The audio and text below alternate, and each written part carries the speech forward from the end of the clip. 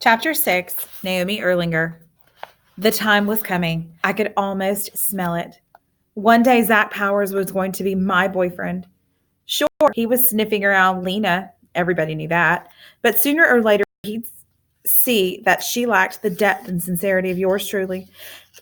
And that, besides, she had the hots for Daryl, or maybe Grant Tubman, if only he'd get rid of that ridiculous tongue stud that looked like a pimple.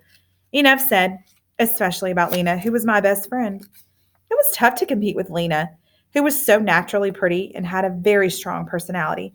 To be honest, she was kind of a bulldozer when it came to getting what she wanted, but I didn't say that in a mean way. People did what she told them to because they liked her, not just because she'd make their lives miserable if they didn't. And since I was more shy than Lena and not quite so willing to squeeze into size zero jeans and apply makeup with a snowblower, I had to try a little harder to get Zach's attention. Who would have thought that the equalizer would turn out to be the biggest weeb in school? No, not Hugh Winkleman, Capricorn Anderson. The minute I shot that spitball in the cafeteria, I could feel Zach noticing me. He said, "Nice trajectory," and he asked if he could finish my tater tots. I knew it was the turning point in our relationship. The road to Zach went straight through the new hippie kid. Example: Zach wanted to make Cap eighth grade president. Sure, the rest of us had our hearts set on Winkleman, but I quickly volunteered to work on Cap's election campaign. Not that anybody was running against him, but we still had to make it look real so Mr. Cressy wouldn't get suspicious. We made posters. My favorite, Capricorn Anderson, the people's choice. Because while I was painting it, Zach said, "It doesn't have to be perfect, Naomi. It's not like anybody's going to have to vote for him." And while he was talking, his hand brushed my hand. Lena was a little suspicious when I told her we didn't need any help with the election. You definitely didn't want to get on her bad side. But by the time Zach and I started going out, she'd probably be hot and heavy with Daryl or Grant Tubman, minus the tongue stud. So I would say, Zach was so cool. It was almost like watching the plan beam straight from his brain onto the screen of a blockbuster movie. We put up the posters, scared off two dummies who wanted to run for the job, and presto, Capricorn Anderson was elected eighth grade president unopposed. The best part is the doofus has no idea what just happened to him, Zach chortled. Who knows what's going on under all that hair, snorted Lena. I personally got the impression that Kat thought all new students had to go through this, like being president was part of registering and choosing electives. But I kept my mouth shut and laughed along with the others. Zach had a great smile.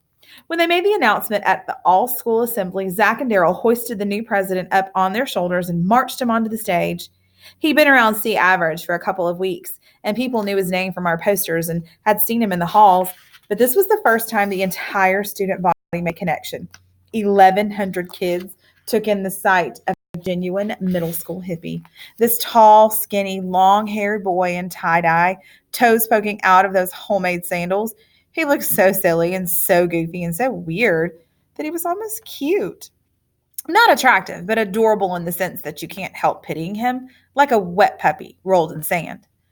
Zach started shouting, "Speech, speech!" And some other people took up the cry.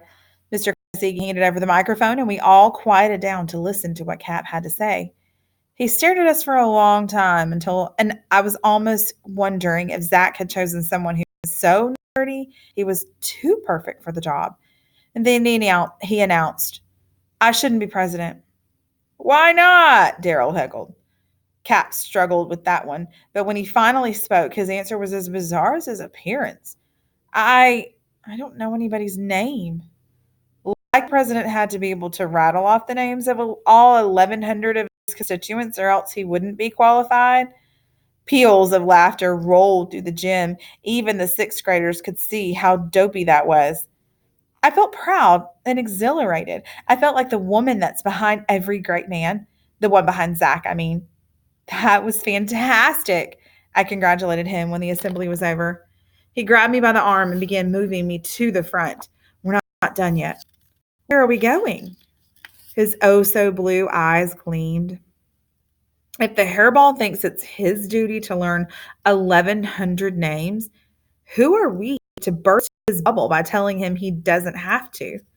"You mean I didn't get a chance to finish the thought because he was already flagging down a very dazed eighth grade president. Poor Cap. I honestly felt sorry for him. Freshly inaugurated to an office he never ran for. Well, what would you be thinking? He just wanted to get out of there and be left alone. Remember me, Cap. I'm Zach, and this is Naomi. Zach greeted him. You know us. It's only a matter of time before you get the chance to meet everyone else in the school. Cap's haunted eyes took in the sight of the entire student body, more than 1,000 strong, streaming through the gym exits. If it hadn't been so funny, if Zach's eyes hadn't been almost turquoise, I would have confessed the whole thing was a gag. I'm not good at remembering names, he told us. I don't know a lot of people. We're sure you can, I assured him. One, he persisted. One what? One person. I see other people when we're in town for supplies, but Rain does all the talking. Rain? I queried. My grandmother. She's a person I know. That was the thing about Cap that I would never dare say to Zach. I could never escape the suspicion that he was putting us on even more than we were putting him on. But if that was the case, he had to be the greatest actor on the face of the earth because he didn't crack a smile, not for a millisecond. Zach pressed on with his plan, and I pressed on with mine. We put a suggestion box in the guidance office for students to bring their concerns to the president's attention. Cap never suspected that the entries were all fake and that we were writing them in the equipment room after Zach was done with football practice. We spent too much time laughing for any serious romance to develop, but it was fun. We were convulsed with hysterics at the thought of our hippie asking Mr. Kasigi to convert the water fountains to Gatorade and to erect a bullfighting stadium in the parking lot. Surprisingly, Mr. Kasigi seemed to be kind of going along with the gag. It was one thing for him to keep out of student matters, like he did last year with that simmered kid. But when someone asks you for a bullfighting ring in an American public school, you have to know you're being pranked. Mind you, when you've just heard that same kid express the belief that a president has to know every student's name, you could never be 100% sure. Whatever the reason, our assistant principal never took Cap aside and explained to him that someone was yanking his chain. And we really yanked. Zach told him he had to hold weekly press briefings for reporters from the school newspaper. The reporters? Us. We didn't work for the paper, but how was Cap going to know that? What about the real newspaper staff? I said uncertainly. They're not invited, Zach said decisively. Those dweebs should be happy we didn't make any of them president. The first of these conferences was held in a room that didn't exist. Cap wandered the halls like a lost soul in search of the fictional geography lab. Zach planted students out there to give him bogus directions.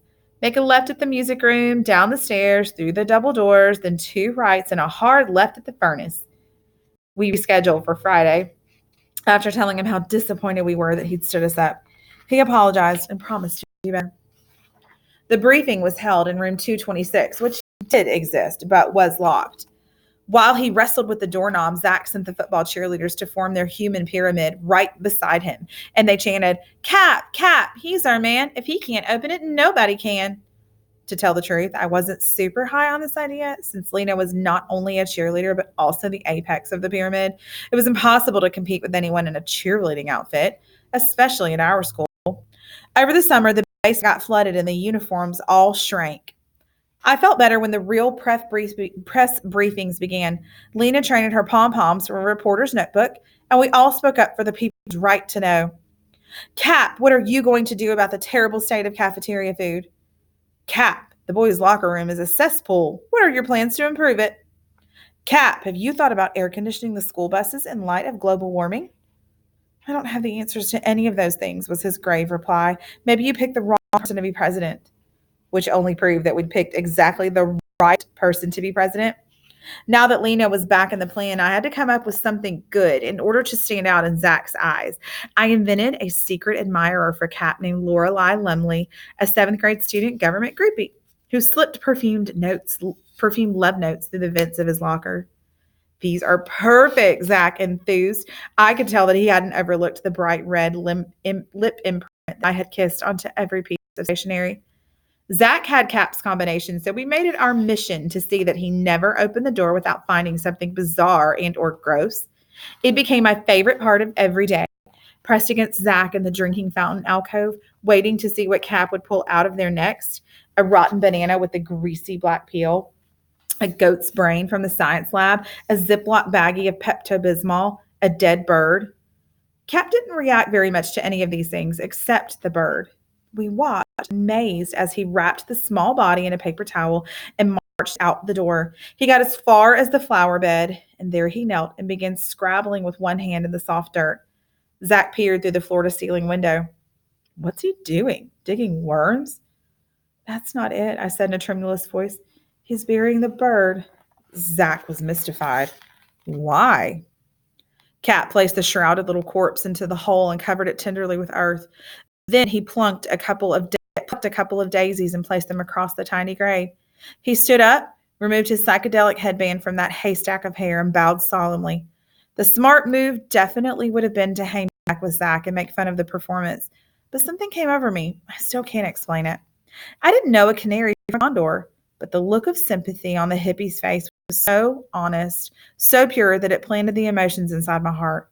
Suddenly, I had to pay my respects to this innocent creature, cut down in the prime of his life. It wasn't much of a funeral. We stood there like junior undertakers while the wind turned Cap's unbound hair into a reasonable facsimile of a rainforest. Death is a part of life, he said simply. This is just another part of your journey. Fly well. I noticed that quite a few kids were looking on, trying to figure out if we'd gone crazy, probably. One seventh grader took off his baseball hat in reverence. I caught a disapproving look from Zach on the other side of the window and silently cursed myself for making a mistake Lena never would have made. Yet it seemed so right, and I couldn't be sorry for that. When Zach became my boyfriend, I hoped I could make him as sensitive as Capricorn Anderson. Afterwards, some of the spectators went up to Cap to say a few words. Quiet words. He asked all of them their names.